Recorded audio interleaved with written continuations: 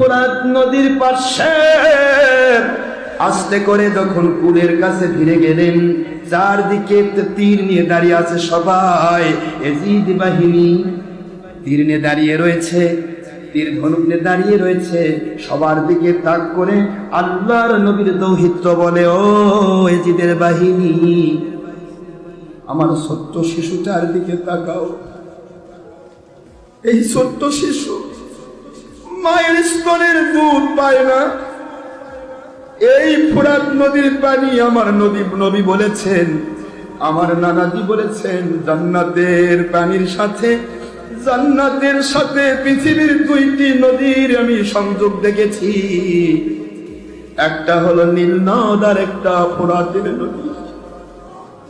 আমার নানাজান বলেছে দুইটি নদীর সংযোগ জান্নাতের নদীর সাথে সম্পৃক্ত হয়ে যাবে।